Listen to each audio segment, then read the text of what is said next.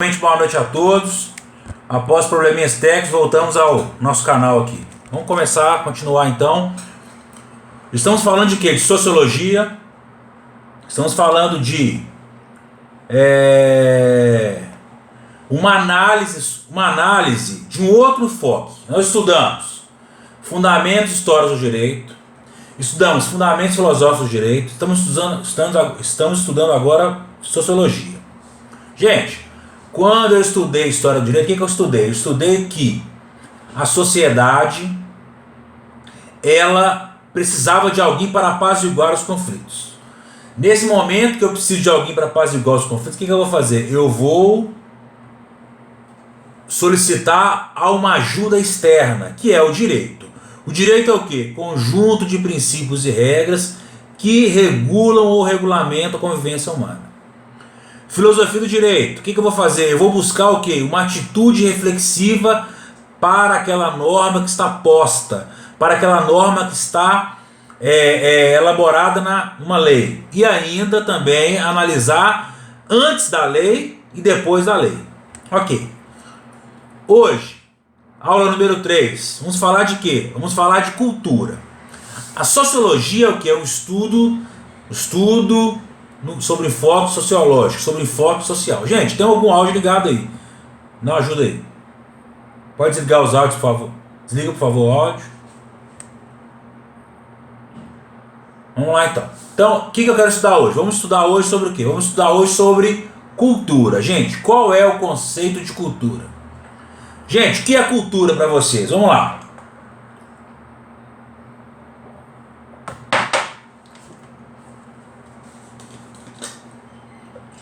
Alguém tem uma noção de que é cultura?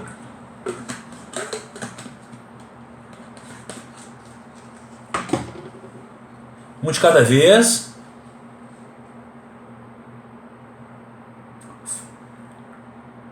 Não entendi?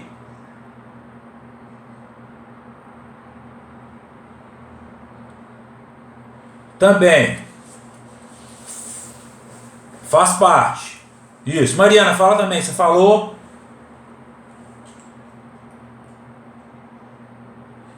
Também. Então, gente, vocês acertaram. A Marina falou. São as peculiaridades de cada sociedade. E o Rafael falou. O Jonathan falou. Costumes locais. Gente, a cultura ela abrange vários aspectos. Primeiro, ela abrange conhecimento, abrange a arte, abrange as crenças, abrange a lei, abrange a moral, abrange os costumes, abrange os hábitos, aptidões. Não só aqueles hábitos que a gente tem familiar. Então, cada família aqui está assistindo a aula tem costumes. Por exemplo, tem família que se reúne todo domingo para tomar uma cerveja de manhã, fazer um churrasco. Tem família que vai à missa, depois da missa vai na casa da avó, do avô, faz ali um almoço, macarronada com frango. Tem família que não se reúne no domingo, se reúne no sábado. Tem família que incentiva não comprar imóvel, mas alugar o imóvel, pegar o dinheiro e aplicar o dinheiro. Tem família que ensina que não deve comprar imóvel, quem compra terra não erra. Então, gente, além dos costumes, das tradições, dos hábitos familiares, eu tenho o quê? Eu tenho hábitos que transcendem a família. Esses hábitos, conhecimentos, costumes, aptidões são cultura. É algo regionalizado. Se você pensar, por exemplo, no seu bairro tem uma cultura, na sua cidade tem uma cultura. Só um minutinho, gente. Oh, meu Deus do céu, na hora da aula.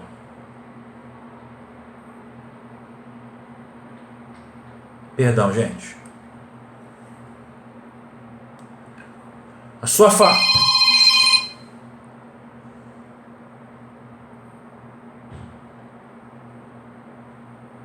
Perdão, gente, meu telefone tocou aqui.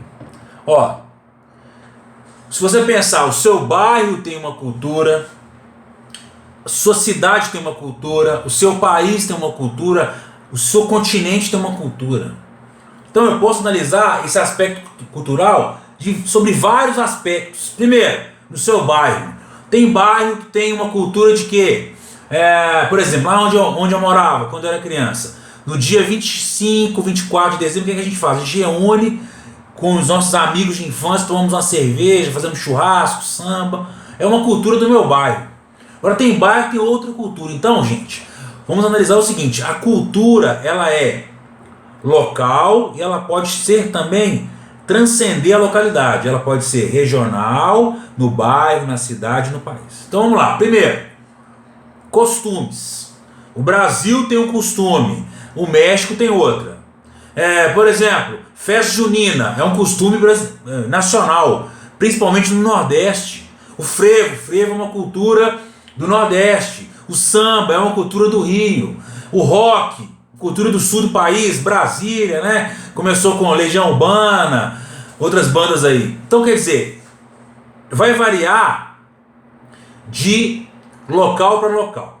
Então vamos lá, vamos traçar então novamente um conceito de cultura. Então, o que é cultura? Significa todo aquele complexo que inclui conhecimento, arte, crenças, lei, moral, costumes, hábitos, aptidões, não somente aqueles adquiridos em família, mas também aqueles que são o quê? Que são passados pela sociedade para a sociedade. Professor, o que significa moral? Moral é o quê? São conjunto de regras sociais pré-estabelecidas. O que significa isso? No Brasil, por exemplo, eu tenho uma regra social de quê? Regra social de quê? No Brasil, a sociedade brasileira é uma sociedade monogâmica. O que significa isso?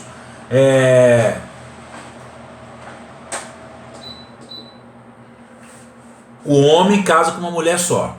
No Oriente Médio, é uma cultura poligâmica. O que significa isso? Ele tem mais de uma mulher, casados oficialmente. É uma questão cultural. É uma questão cultural ligada à moral. Por exemplo, outra coisa que é moral aqui é relacionamentos homoafetivos.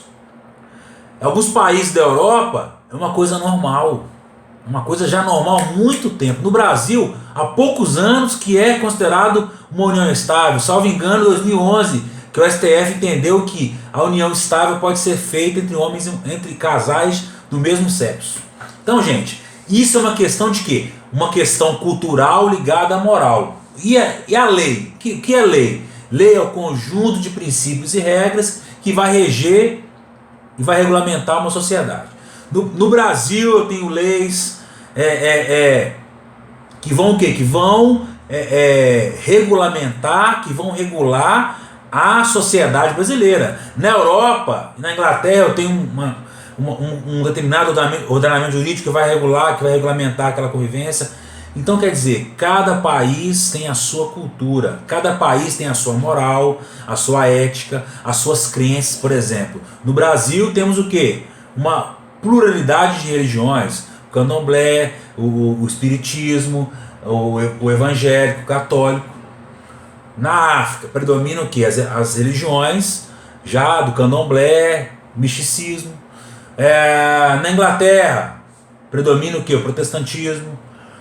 Nos Estados Unidos, protestantismo e catolicismo. Então quer dizer, gente, isso vai variar de local para local. Além disso, eu também tenho a diversidade cultural. O que significa a diversidade cultural?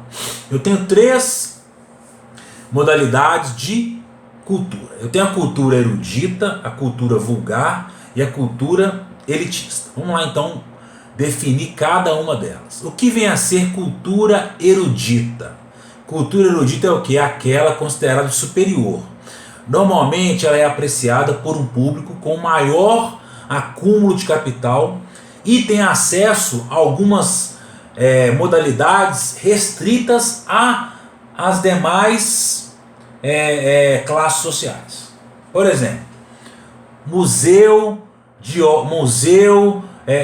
lá em Paris. Gente, quem tem condições, nós aqui brasileiros, de irmos a Paris para conhecer o museu lá de Paris? Poucos. Obras de arte, óperas, Espetáculos teatrais. No Brasil é muito caro você ir numa peça teatral, salvo, né, naquela época de popularização do teatro, é muito caro, 50, 100 reais, você ir numa peça de renome, de vultuoso renome.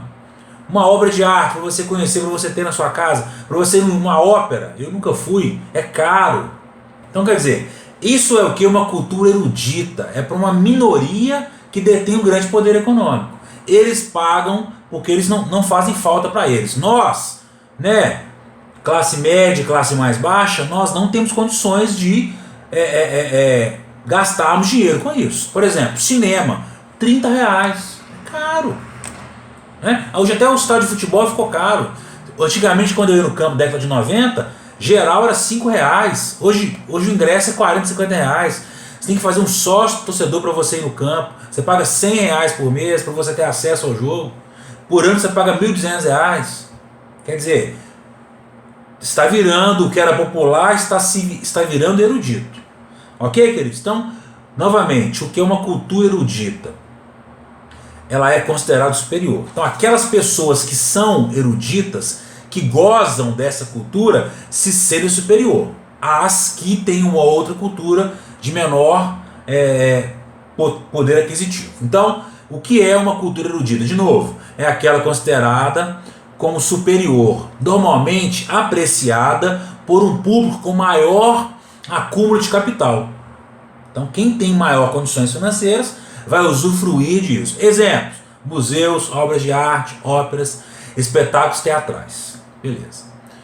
O que vem a ser a cultura vulgar? É aquela considerada por uma maioria sem valor cultural real. Ela é veiculada nos meios de comunicação de massa e é apreciada por ela. A cultura vulgar é a cultura de massa. É aquilo que o povo gosta, que o povão gosta, segundo essa classificação. Então vamos lá. Primeira coisa, essa cultura é uma cultura o quê? Uma cultura imposta pela mídia. Por exemplo, novela é uma cultura vulgar. Segundo aí alguns autores, carnaval é uma cultura vulgar. Festas juninas é uma cultura, são culturas. Festa junina é uma cultura vulgar. Então, e ela também é confundida com a cultura de massa. Gente, o que é uma cultura de massa? É aquilo que eu falei com vocês. Carnaval, samba, frevo, forró. São essas festas populares. Então, segundo essa classificação, a cultura vulgar, ela se confunde com uma cultura de massa. É aquela apreciada por uma maioria. Segundo algumas outras formas de cultura, seria uma cultura sem valor real. Já discordo. Por quê? O samba é uma cultura, é de cultura de massa, tem um valor cultural enorme. O samba ele é uma mistura de quê? Do batuque do candomblé, do batuque que os escravos faziam, uma modernidade aqui do Brasil. Então o samba é uma mistura de cultura nacional com uma cultura africana, que perpassou aí vários e vários anos. Então, segundo essa teoria, a cultura vulgar é uma cultura que ela é de massa, sem valor real. Mas, ao meu ver, não está certo. Na prova, você vai colocar isso, mas para você já cria o seu pensamento crítico. Depois, gente, cultura elitista. Segundo Platão e Aristóteles, é uma cultura ligada à elite. Gente, quem é a elite na sociedade? A elite é o quê? São os aristocratas e os oligarcas. Que pessoas ligadas à aristocracia e à oligarquia. O que é aristocracia? É o governo de poucos, gente. Então, essa cultura elitista, ela é também vinculada e ligada à cultura elitista. Por quê? Ou melhor, a cultura elitista ela é ligada e vinculada à erudita. Porque ela é gozada, ela pode ser gozada por uma minoria de pessoas. Então, se você pensar, quem no Brasil tem acesso a óperas? Quem no Brasil tem acesso a peças teatrais de grande renome? Poucas pessoas. Então, essas pessoas elas têm o quê? Elas têm acesso à cultura erudita e também à cultura elitista. Segundo Platão e Aristóteles, o quê? É uma cultura ligada, uma cultura que é gozada pela elite. Então, o que significa? Elite é o quê? O que é elite? O sistema embasado no favorecimento de minorias, normalmente constituída por aristocracia ou oligarquia. A minoria. Se você pensar na época do Império Romano, como é que é a nossa pirâmide? Alguém lembra? Lembrar que história do direito. A pirâmide é o que? Ela tem no topo o rei, no meio nobres e o clero, e na base da pirâmide servos, escravos, enfim. Essa cultura elitista, essa cultura erudita, analisando naquela época do Império Romano, seria o quê? Seria uma cultura que seria usufruída e gozada pelo clero e pelos nobres.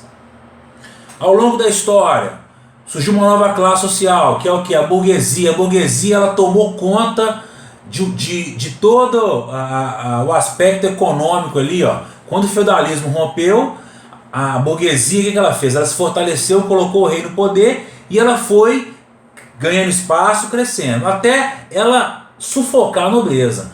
Hoje, gente, a burguesia é o que? A burguesia é aquela parcela da população que ganha dinheiro independentemente de qual governo está no poder.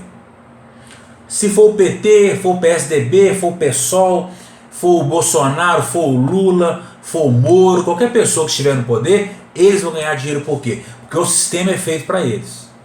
Ok? Então, essa pequena parcela da população, da sociedade, ela faz parte o quê? Ela goza do quê? Da cultura elitista. Até agora tá claro, gente? Alguma dúvida? Sim ou não? Maravilha. Maravilha, senhores e senhoras. Ótimo. Então vamos lá. Gente, o que significa uma subcultura? Você já ouviu falar desse termo? Ah, professor, o que é uma subcultura? Vamos lá. Primeira característica da subcultura é uma cultura de minoria. Então vamos lá. Você tem uma cultura geral. Então vamos pensar. A cultura geral, o Brasil é um país que tem o quê? Em relação à música, predomina o quê? Samba, forró, sertanejo, né? O que mais? MPB, rock nacional. Aquela pessoa que gosta de um rock mais pesado, nesse nosso cenário aqui, ela vai ser considerada como o quê? Como uma subcultura. Por quê? São grupos minoritários. Então, o que significa, qual é o conceito de subcultura? Subcultura é o quê? É o conjunto de particularidades culturais de um grupo que se diferencia dos demais. São grupos minoritários com conjuntos de características próprias, comportamentos e crenças. Vamos pensar. Exemplo, subcultura gótica. Quem sabe o que é gótico aqui? Os góticos eram o quê? Usam preto, eram aqueles, ou são aqueles que curtem rock dos anos 80, usam maquiagens, penteados alternativos. Então, não era só na época de vocês aí, muitos não são mais novos que eu, bem mais novos. Na minha época tinha os góticos. Usavam maquiagem, geralmente cabelo grande, quem tinha cabelo grande, roupa preta, rock dos anos 80, andava ali naquele grupinho. Outra subcultura, os Rastafari. Quem gosta de Bob Marley aí vai saber. Movimento que surgiu na Jamaica na década de 30, 1930, entre os trabalhadores e os camponeses negros. O que eles gostavam? Música, reggae. Eram o quê? Vegetarianos. Tinham como ícone Bob Marley, também gostava de fumar maconha. Esse pessoal o quê? Uma subcultura, é um núcleozinho ali, ó. Quer dizer, eles são uma contracultura, estão indo em contraste, em encontro, né? Estão colidindo com a cultura majoritária. Eles formaram o seu grupo e têm as suas crenças. Certo ou errado? Não. Eles têm a sua cultura. Ok? Nesse sentido aqui, ó, já falei de conceito de cultura, expliquei a diversidade cultural, falei de subcultura. Antes aqui, vou falar de etnocentrismo. Gente, o que significa etnocentrismo? Centrismo, eu sei que é centro. Etno pode ser uma forma de cultura. Então, o que significa o etnocultura? Etnocultura. Existe uma cultura no centro. E essa cultura, ela se sente ou ela é pregada como uma cultura superior às demais. De novo, o que é etnocentrismo? Etnocentrismo é o quê? É uma doutrina que prega que existe uma cultura no centro e que essa cultura ela é superior às demais. Exemplo.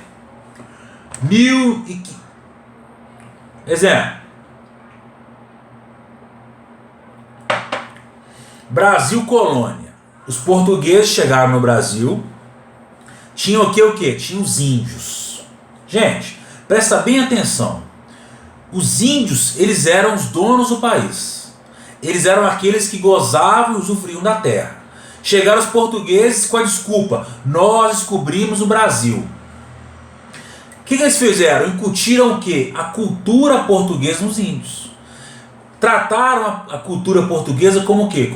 Trataram a cultura indígena como o quê? Uma subcultura. Ou como uma cultura que não é como uma cultura secundária. Esse povo que mora no Brasil, esses índios, são o quê? São selvagens. São análogos a animais. Nós vamos o quê? Vamos catequizá-los e vamos incutir a nossa cultura. Qual foi, gente, a alegação de Espanha e de Portugal para saírem do seu território e desbravar o mundo? Nós vamos levar aos povos longínquos, aos povos nativos o quê? Cultura, filosofia, religião. Iriam o quê? Incutir nos povos que eles foram descobertos a sua cultura. Tal qual eu falei com vocês na matéria passada, ó.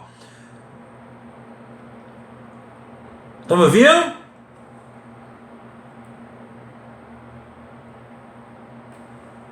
Ok.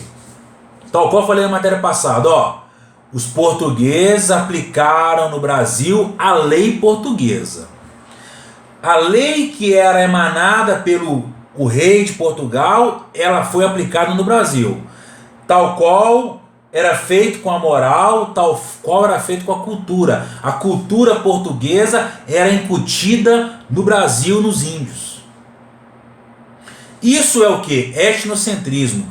Existe uma cultura no centro. Nesse caso aqui era a cultura portuguesa. Qualquer outro tipo de cultura era menor.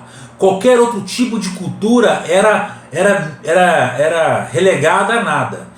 Tal qual se você pegar cultura erudita e elitista, eles acham que a cultura elitista e a cultura erudita, ela é o quê? Uma cultura maior do que a cultura popular. Exemplo, quando eu era criança, gente, na minha rua lá, eu estudava no colégio público, tinha um cara também no colégio público. Esse menino, ele gostava de ópera. Então, todo mundo julgava esse menino mais inteligente do que eu, porque ele gostava de ópera e eu não gostava de ópera. Claro que não, nunca gostei. Gosto de samba, gosto de música brasileira. Só que as notas, quando comparavam a minha dele, eu tirava 90, 95, 80. Eu tirava 60, 65, 70. Quer dizer, eles faziam o que comigo? Ó, quem gosta de ópera é mais inteligente que quem gosta de samba. É o que a cultura erudita, a cultura elitista faz com a cultura vulgar. Gente, se você falar assim, se você vai numa roda e falar assim, ó, eu gosto de samba, eu gosto de pagode, eu gosto de sertanejo, e tiver um grupo que gostar de rock, década de 80, gostar de ópera, vamos falar que você não tem cultura. Ou estou mentindo? No Brasil, predomina em alguns lugares, né, predomina isso. O exemplo aqui, ó, década de 90. Eu gosto de samba. Quem vai em samba é pobre e preto. Hoje, o que tem? O samba de raiz. É um samba que tem na Savassi, que é intitulado que samba de raiz. Então lá pode-se gostar do samba de raiz. Se você for um samba da favela, um samba na periferia, não, esse samba aí não é de raiz, esse samba aí não é bom. O samba bom é o samba lá da Savassi e adjacências. Isso é o quê? É pegar uma cultura popular transformar erudita para alguns, para os outros não. Então, da mesma forma que os portugueses fizeram com os indígenas, a cultura erudita e a cultura elitista faz com a vulgar e com a cultura de massa. Eles se sentem com uma cultura maior do que a cultura vulgar e de massa. Gente, o que vem a ser o multiculturalismo? Aí é o seguinte, ó, existe o que? A necessidade de reconhecermos as diferentes culturas existentes e que os indivíduos e grupos sociais podem escolher a sua cultura que lhe aprouver. Repetindo, o que é o multiculturalismo? Defende a necessidade de reconhecermos as diferentes ou as diferenças que existem entre os indivíduos e grupos sociais. Não vai rotular. Se você gosta disso, você é erudito. Se você gosta daquilo, você não é erudito. Se você toma cachaça, você é vulgar. Se você toma uísque, você é vulgar. Não pode tomar cachaça e uísque juntos. Ou melhor, quem toma cachaça não toma uísque, e vice-versa. Quem toma cerveja não toma cerveja artesanal. Quem toma saquê não toma sei lá o que, ponche. Enfim, o que é o multiculturalismo? Gente, nós temos que reconhecer o que? As diferenças culturais. Cada cultura tem a sua peculiaridade. Os homens vão escolher a cultura que melhor aprouver. Ou melhor, cada cultura regional ali vai ser instituída. Por exemplo, em Portugal toma-se vinho de manhã. No Brasil não, se tomar um vinho de manhã, alcoólatra, não sei o que. Se você for almoçar, tomar uma cerveja, vão olhar com você de olho todo. Porque no Brasil não tem essa cultura. A cultura é beber noturnamente. Na Rússia toma-se vodka de manhã. Por quê, gente? É frio pra caramba. Então o cara, para aquecer o corpo, toma vodka. É cultural. É certo, é errado? Não, é cultura. É multiculturalismo. Diferentes formas de cultura. Depois nós temos o que? Nós temos o relativismo cultural. Não há cultura nem elemento dela, não há cultura maior nem menor, não há cultura absoluta. O que existe? Existe diferenças culturais. As culturas não são maiores ou menores, mas são o que? Equivalentes. A cultura erudita ela é equivalente à vulgar, a cultura elitista é equivalente à cultura de massa. Não há cultura maior nem menor, somente há culturas equivalentes, sem qualquer juízo de valor. Uma cultura é melhor do que a outra. Esse é o ideal. Então o ideal é o quê? É o relativismo cultural. As culturas não são maiores nem menores, mas são equivalentes. Sem qualquer juízo de valor. O que é juízo de valor? A cultura erudita é muito chata. É melhor a cultura de massa. A cultura de massa é do povo, é de pobre. A cultura erudita é melhor. Isso é o juízo de valor. Aqui que o relativismo fala. Não existe cultura, não existe cultura maior nem menor. Existem culturas diferentes. Isso é a ideia, gente. Essa é a ideia. Se você gostar de samba, você não é melhor que quem gosta de axé. Se você gosta de ópera, você não é melhor do que quem gosta de rock. Você gosta de ler, você não é melhor que quem não gosta de ler. Você gosta de cinema, teatro, você não é melhor do que de quem não gosta. Eu, por exemplo, não gosto de cinema, não tenho paciência, mas adoro ler. Leio livros, estudo de manhã aqui, adoro, amo ler um livro. Prefiro ler um livro do que ir no cinema. Já vi poucos filmes da minha vida, eu não sou muito fã, mas gosto de ler livro. Ah, então você não tem cultura. Não, são formas de cultura diferentes. Isso é a ideia central. Então, para a sua vida aí, leva essa ideia, ó. Não existe cultura maior nem menor, existe cultura diferente. E não cabe você ficar julgando qual é melhor, qual é pior. Você tem que fazer o quê? Você tem que abstrair. Essa cultura não é a minha. Pronto, eu não sou adepto a, por exemplo, ópera, não gosto. Mas gosto de quê? De samba. Não sou adepto a ir no cinema, vou pouco, mas eu gosto de ler. Né? Então quer dizer, é mais ou menos inteligente é mais ou menos inteligente a pessoa que vai ao cinema, não vai ao teatro. Também não gosto muito de teatro, não tenho paciência. tudo que eu fico ali preso, eu não gosto, mas senta aqui e lê um livro, um dia lê um livro. Então quer dizer, pô, me adapto mais a isso, tal qual como você. Você tem que aprender aquilo que você gosta. Não é porque o outro faz. Ok? Continuando aqui. Tópico número 2. Vida urbana. Vamos lá, gente. Nossa matéria, o que é uma matéria sociologia, que faz uma análise do quê? Uma análise macro da sociedade. Eu tenho o quê? Eu tenho um território, eu tenho pessoas formando uma sociedade. E essa sociedade, o quê? O Estado vai regular, vai regulamentar a convivência humana. Para você entender, para você lembrar, Jean-Jacques Rousseau, ele é um dos pais da teoria do contrato social. O que ele falava? Os homens nascem livres, mas a liberdade plena e restrita, ela transforma a sociedade em caos. O que os homens fazem? Se reúnem e estipulam, tabulam um contrato social. Nós vamos permitir que um terceiro, que alguém externo regulamente coloque regras para nós. Nós vamos continuar sendo soberanos, mas teremos regras.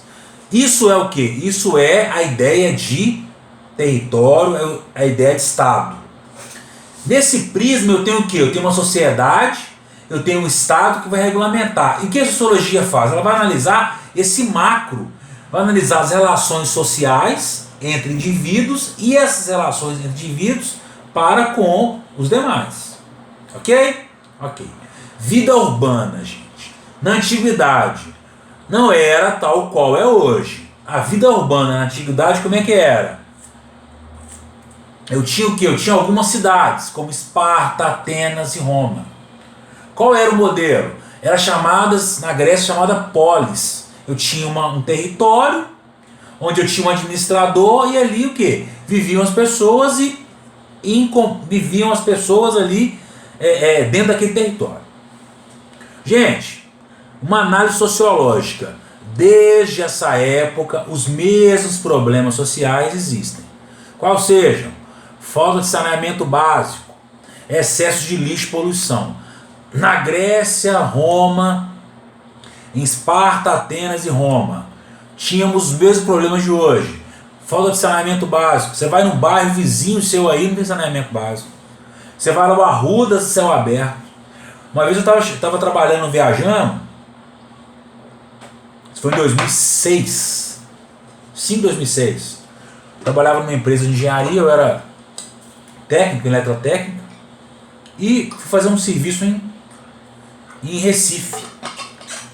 Aí, bicho, cheguei lá na cidade, eu vi o que? O esgoto sendo julgado na praia, assim, aquele jato de esgoto ali, uma coisa normal, mas eu achei que porra, bicho, o esgoto caindo dentro do mar aí, que é uma nojeira. Gente, esgoto a céu aberto, numa capital, uma cidade urbana. Quer dizer, os mesmos problemas que a gente tinha na antiguidade nós temos hoje. Sociologicamente falando, a sociedade não encontrou respostas. Excesso de lixo. O que a gente faz? Joga na rua, joga nos rios, poluímos os rios. Fazemos o que? O que é mais fácil. Nossa sociedade, ela faz o que? Aquilo que é mais fácil. É mais fácil jogar no mar? Joga. Ou é mais fácil tratar? Não. Tratar é mais difícil, é mais oneroso. Vamos jogar no mar? Ah não, a água está acabando, não vamos gastar água. E vai se reinventar, vai pegar a água do mar, vai tirar o sal, como a Israel faz, vamos... Não, quer dizer, nós somos o quê? Nós somos a sociedade do imediativismo. É imediato, é rápido, é fácil? Fazemos. Ok? Idade Média.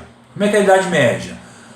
Pós a queda do Império Romano, no ano o quê? 476 antes de Cristo, o Império Romano caiu, houve uma invasão bárbara e foi instituído o quê? Feudalismo. Vocês estão careca de saber, igual eu, disso. Toda a matéria falei disso. Gente, Quando eu crio o feudalismo, eu crio o quê? Uma sociedade totalmente rural, totalmente agrícola, totalmente monótona. O feudalismo ele acaba. Vai acontecer o quê? Ainda vai continuar um predomínio no campo. Até que começa a aparecer o quê? As primeiras indústrias. Revolução Industrial. O homem, o que ele faz? Ele sai do campo para a cidade. Isso é chamado de quê? Êxodo rural, professor. O homem estava no campo, naquela vidinha monótona, acordava de manhã, 4 horas da manhã, 5 horas da manhã, ordenhava a vaca, ia lá, colhia o que? Tomar de café da manhã, fazia lá leite com queijo, enfim, frutas, tudo sem agrotóxicos, sem nada, mas ele sentiu o quê? Era uma vida monótona. Então, surgiu que a possibilidade de ir para a cidade, de ir para trabalhar na indústria. Eu vou sair desse modelo aqui rural para o modelo industrial. Lá, qual será a vantagem? Terei ascensão social, teoricamente, terei um salário fixo e uma jornada de trabalho fixa. Pergunto a vocês, olhar sociológico, é melhor ou pior você sair do campo e ir para a cidade? Depende muito. A vida no campo é um paraíso? Na cidade é um paraíso? Eu trabalho com direito previdenciário, trabalho com aposentadorias. Os meus clientes, grande parte deles, o que eles fazem? Aposentam e vão morar no campo. Muitos nasceram no campo, querem voltar. Outros não nasceram e querem ir para lá em busca de quê? De tranquilidade. Ou ainda, ir para uma cidade litorânea que não seja uma cidade urbana. Por exemplo, Piúma, sei lá, Alcobaça. O cara quer viver numa cidade de litoral que não é uma cidade urbana. Viver o quê? Uma vida tranquila. Então, gente, pergunto a vocês, essa transformação social da Revolução Industrial foi benéfica ou foi maléfica para o homem? Isso é o que a sociologia trata. O homem, ele teve vantagem ou desvantagem? É lógico, teve vantagem e teve desvantagem. Qual foi a vantagem? Ele teve a possibilidade de ascensão social, teve um salário fixo. Qual foi a desvantagem? Ele se tornou um indivíduo alienado. Que alienação, professor? Estudamos na aula passada um conceito de alienação trazido por Karl Marx. Para Karl Marx, o que? O trabalho é o que? É uma extensão do ser. Não, professor, coisa linda? Quando o artesão fabrica uma peça, é a própria extensão da sua alma naquele trabalho. Quando ele vai para a indústria, ele passa a ser o quê? Passa a ser o meio de produção. Tal qual são as máquinas. Ele é um meio de produção. Ele vai fazer o dia inteiro a mesma coisa, sem ter aquela sua essência no trabalho. Então, Marx, ele criticou essa forma de trabalho. Uma revolução industrial trouxe o quê? Trouxe alienação ao homem. No aspecto sociológico, gente, o que aconteceu nas cidades onde foram instaladas as indústrias? Professor, o que aconteceu? Eram cidades que tinham uma capacidade para um número determinado de pessoas. Gente, vamos pensar aqui, ó.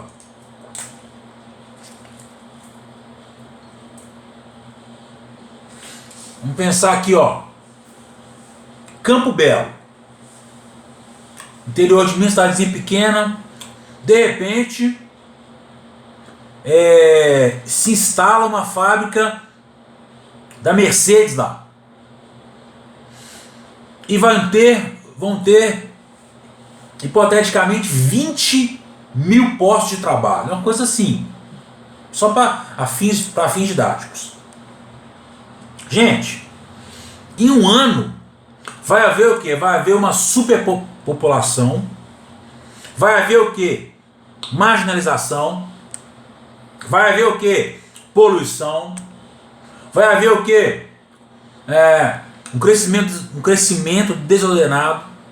que mais? Poluição. Vai haver um colapso no sistema de fornecimento de água. Então, o que acontece? Quando eu tenho um crescimento desordenado, os impactos no âmbito sociológico são grandes. Por quê? Eram cidades que eram construídas para certo número de pessoas. Quando eu tenho uma revolução industrial, um êxodo rural, a cidade enche. Gente, o que acontece? Em São Paulo, um monte de mendigo. Muitas daquelas pessoas ali, o que eles fizeram? Saíram da cidade, do campo para a cidade, à procura de emprego. Não conseguiram? Marginalização. A favelização no Rio, mesma coisa. Isso são o quê? São fenômenos sociais. Ok, queridos? Alguma dúvida? Tranquilo? Estão entendendo?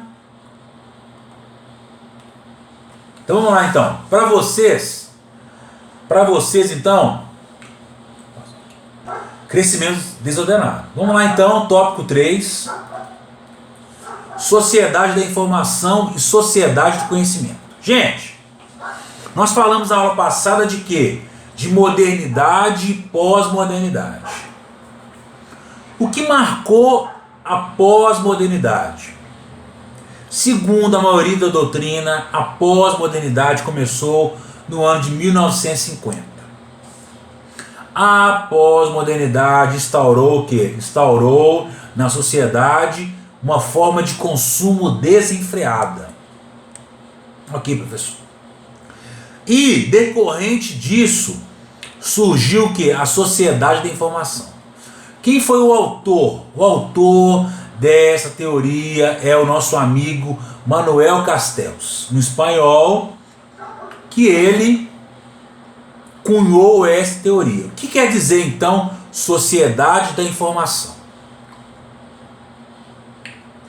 O que ele vai tratar? Ele faz o seguinte, ó. O presente autor trata o tema da seguinte forma: a partir do século XXI, houve uma inundação de informações devido aos diversos recursos tecnológicos disponíveis. Gente, nós temos um mundo nas nossas mãos. Você acorda de manhã, liga o seu telefone celular, você consegue ter acesso às informações do mundo todo com um clique. Vou falar da minha experiência. Primeira vez que eu acessei a internet, eu tinha 16 anos.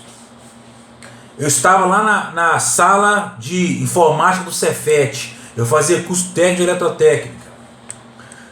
Eu mais 6, 7 alunos.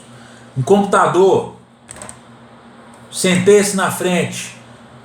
Como que eu acesso a internet? Eu não sabia. Um cara sabia. Felipe, www.yahoo.com.br. Cliquei. Pum. Apareceu na minha frente. Yahoo. Como é que eu faço para criar um e-mail? Criei meu e-mail. Eu tinha, gente, 16 anos.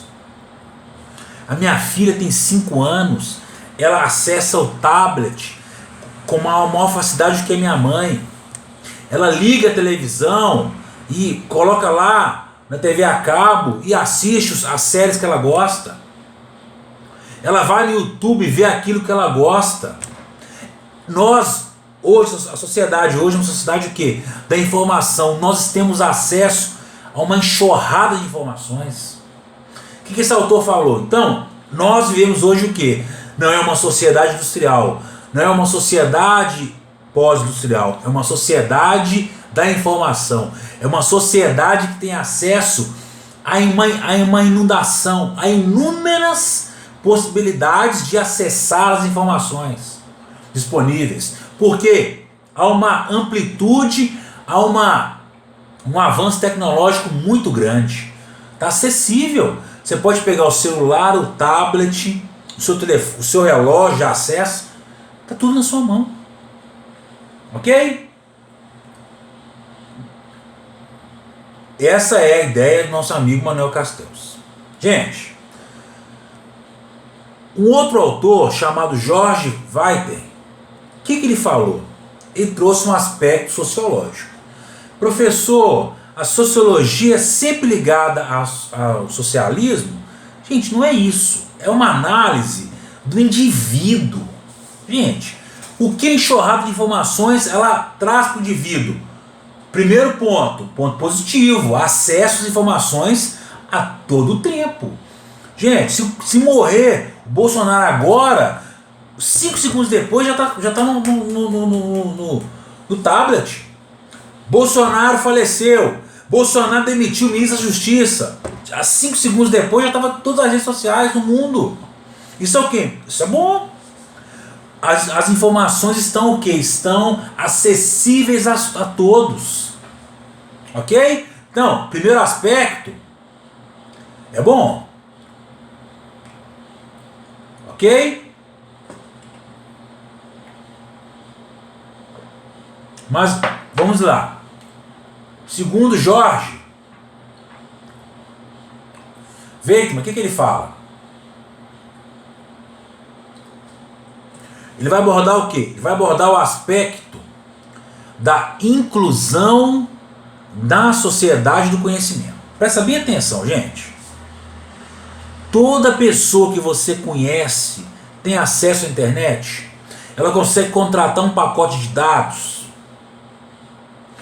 Tem alunos, eu conversei com um amigo meu que dá aula de filosofia na rede estadual. Na rede estadual também está tendo aulas online. Ele me falou, Felipe, ninguém acessa. Ah, professor, não acessam porque não querem. Gente, nesse grupo aí existe uma parcela que tem acesso à internet, e não acessa por vagabundagem. Mas tem um grupo que não tem acesso porque não tem condições de contratar um pacote que suporte. Você sabe muito bem que isso aqui é difícil você conseguir acessar. Eu tenho um pacote bom aqui em casa, estava com problema técnico. Se você contratar um para acessar essa aula, você não vai conseguir acessar essa aula. Por quê?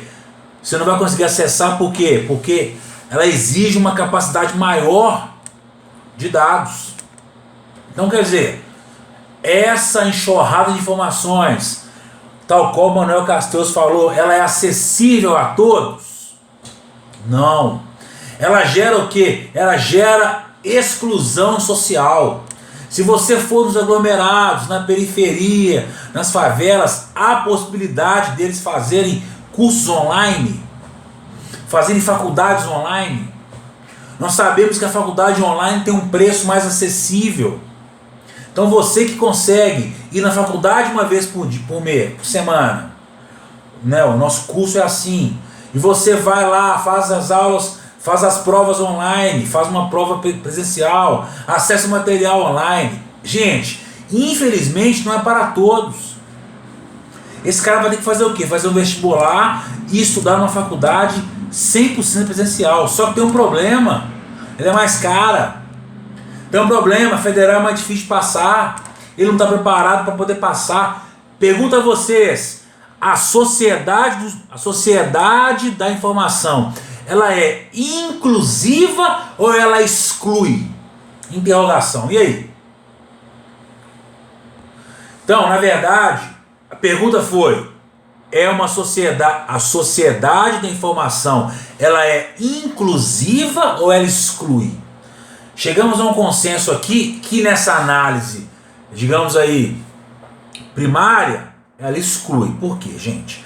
Não são todos a população que tem acesso à internet. Se a informação ela é em tempo real,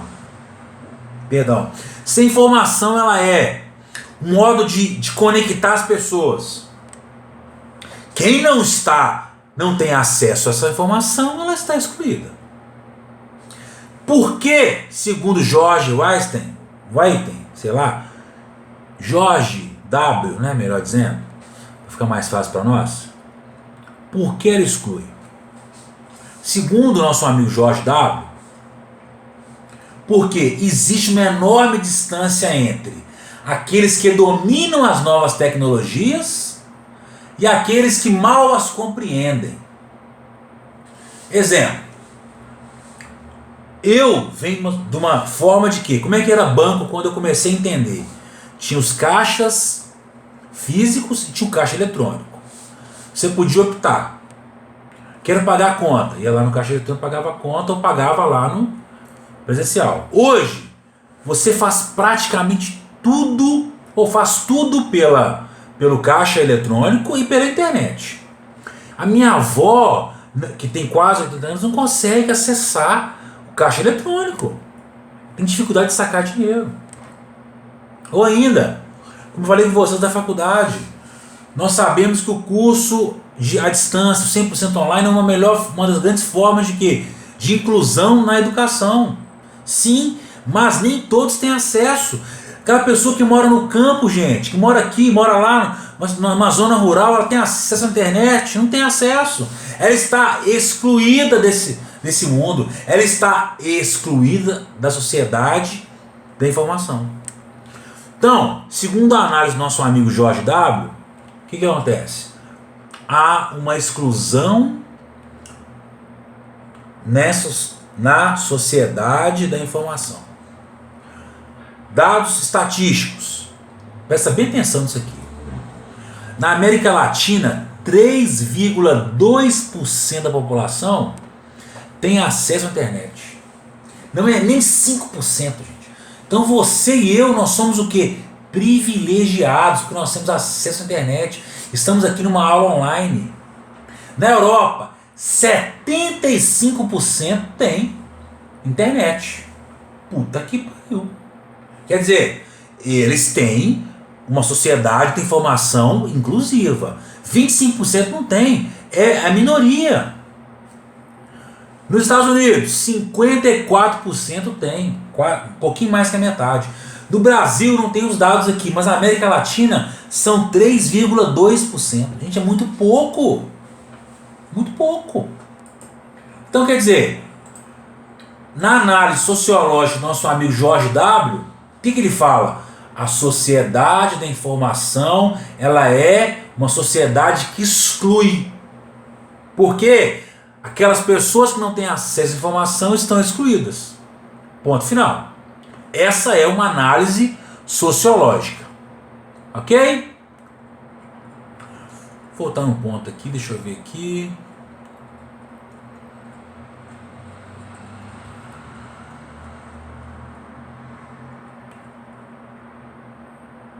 Ó.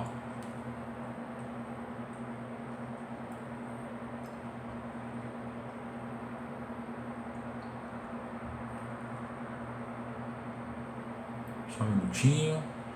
Ó, sociedade pós-industrial. Então, eu tinha que falar isso um pouquinho antes, só para vocês entenderem aqui, está no livro. Quando eu tive a Revolução Industrial, foi uma revolução tremenda, porque o homem estava no campo, passou para a cidade. O homem trabalhava no campo, passou a trabalhar na indústria. A indústria era movida a quê? Movida a carvão e a energia elétrica. Esses eram os insumos da época. Quando eu tenho uma revolução da informação, eu passo a ter o quê? Eu passo a ter outros insumos. Gente, a nossa sociedade hoje ela é regida pela informação. Exemplo, eu queria comprar um sapato hoje. Os sapatos pretos estão estragando e eu estou sem sapato preto. O que eu fiz? Fui lá no Google, digitei sapato preto da marca tal. Beleza. Pesquisei, aí fui para o Instagram. Apareceram mais de 10 lojas de sapato me oferecendo sapato. Porque há uma interligação de informações. Gente, a informação hoje ela é o insumo mais barato. É o que? Tudo gira em torno da informação. Se, por exemplo, você quer comprar lá um óculos escuro, se eu pesquisar no Google, vai aparecer para você no Instagram, no Facebook. Quer dizer, nós estamos vendo o quê? Vendo uma sociedade amplamente conectada. Isso é maravilhoso. Não é? Outra ideia importante do nosso amigo Manuel Castells, o que ele fala? A internet não altera o comportamento do indivíduo. Presta bem atenção. A internet não altera o comportamento do indivíduo. Mas, ao contrário, os indivíduos ao se apropriarem dela, fazem a internet se alterar, ou propiciam alterações na internet. Gente, a internet, ela é o quê? Ela é um programa que é criado pelos homens. Nós que alteramos a internet. Nós, com o nosso modo de agir, que alteramos a internet. Por exemplo, Facebook. Como é que foi criado o Facebook? Mark Zuckerberg com mais seus amigos lá, estavam na faculdade. Queriam zoar as meninas. Começou assim. O que eles faziam? O Mark Zuckerberg, ele invadiu o sistema da faculdade, pegava um menino e comparava um animal. Começou com isso, de repente começaram a agrupar as pessoas. Quer dizer, a internet alterou o Facebook, a internet alterou o Mark Zuckerberg, o Mark Zuckerberg alterou a internet. Gente, nós somos responsáveis por alterar a internet. O nosso modo de vida altera a internet. E hoje, gente, mais do que nunca, estamos vivendo o quê? Uma pandemia nunca vista na história do mundo. Onde o mundo está parado. Ou está começando a sair da inércia. Você e eu estamos o quê? Numa aula online, 100% online, ao mesmo tempo aqui, eu na minha casa, na sua casa, nas suas casas, melhor dizendo. É uma revolução. O que? Nós estamos o que? Alterando, nós estamos o que? Modificando as relações sociais através da internet. Aquele velho negócio que eu falo com vocês. O que vem primeiro o quê? O que vem primeiro é o fato ou o direito? É o fato, professor. O direito caminha atrás do fato. Ele corre atrás do fato. Ele tenta regulamentar o fato. Da mesma forma a internet. A internet, ela faz o quê? Ela é alterada pelos homens. Eu posso dizer que ela corre atrás dos homens. Ela corre atrás do quê? Das transformações sociais. Hoje vende-se roupa pela internet. Youtuber mirins aí, ó, ganham dinheiro para poder divulgar roupa. Onde você imaginava que isso ia acontecer, gente? Então essa é o que?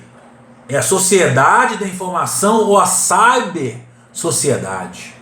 Ok, queridos? Ok, professor. Continuando aqui. O professor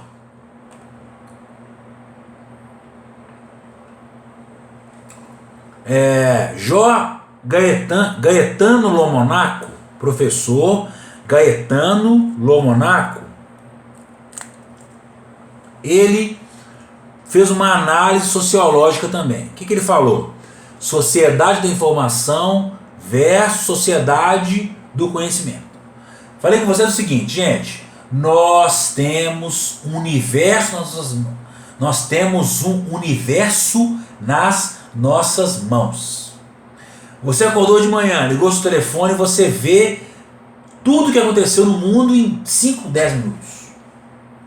Então, segundo o professor Lomonaco, nós somos submetidos dioturnamente, diariamente, por uma enxurrada de informações.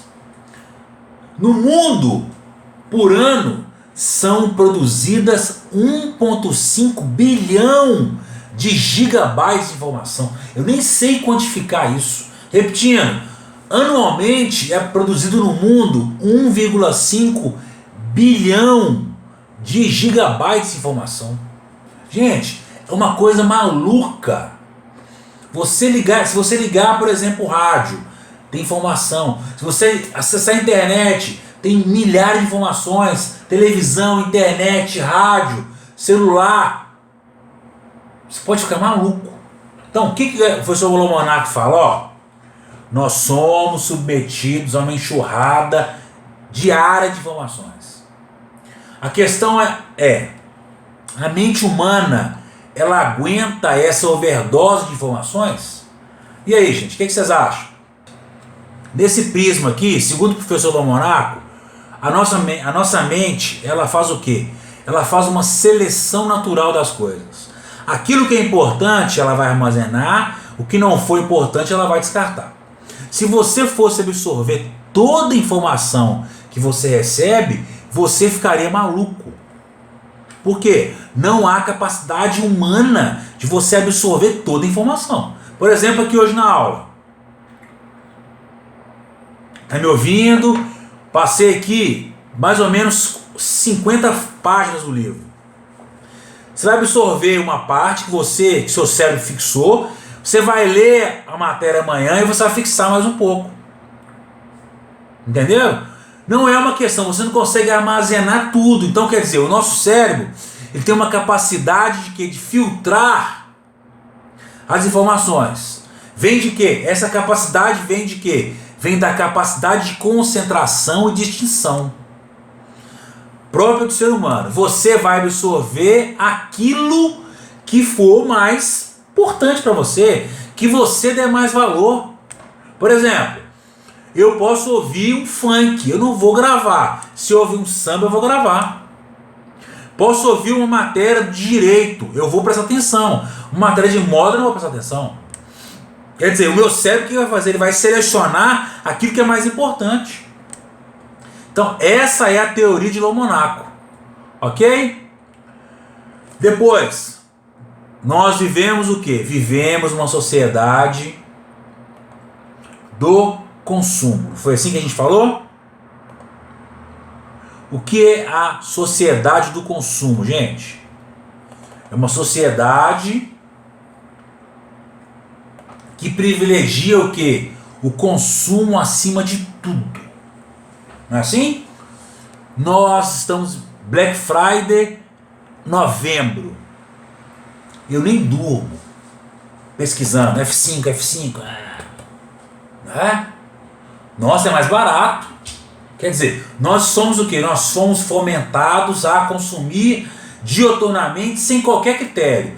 Nós temos que comprar. Nós temos que fazer parte do quê? Dessa cultura consumista de comprar, descartar, comprar, descartar. Né? Então, nesse cenário, o que acontece? Qual é a influência da sociedade da informação nisso? Já falei com vocês. Se você pesquisar na internet hoje, um livro, por exemplo, quis comprar uma CLT. Coloquei lá, CLT 2020.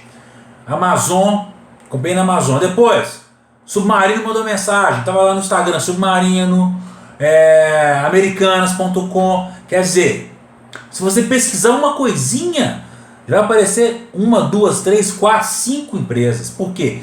É uma sociedade da informação que faz com que você, que quer que você consuma para alimentar isso. É óbvio, né? Então, essa é a relação entre sociedade do consumo e sociedade da informação. Gente, para relembrar uma situação aqui, qual foi o autor, um dos autores, melhor dizendo, que não concorda com a ideia de pós-modernidade? Quem lembra?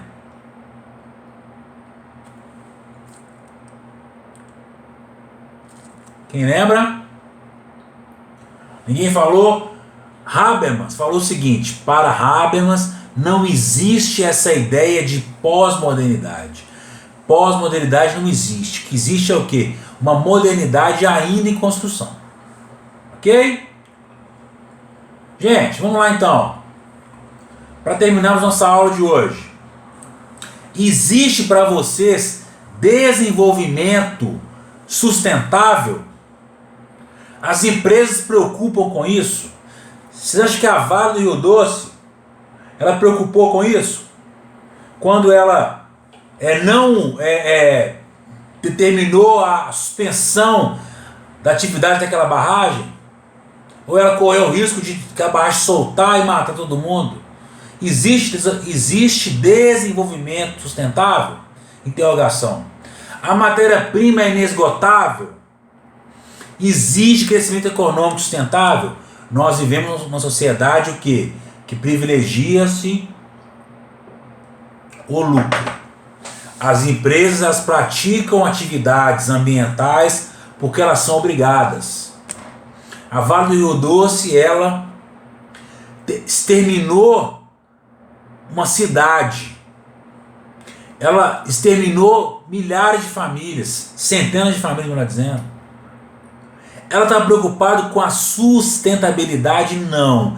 Estava preocupada em oferir lucros. Se a barragem abrisse, como abriu, foi mais lucrativo do que fechar a barragem. Então, gente, um olhar sociológico é o quê?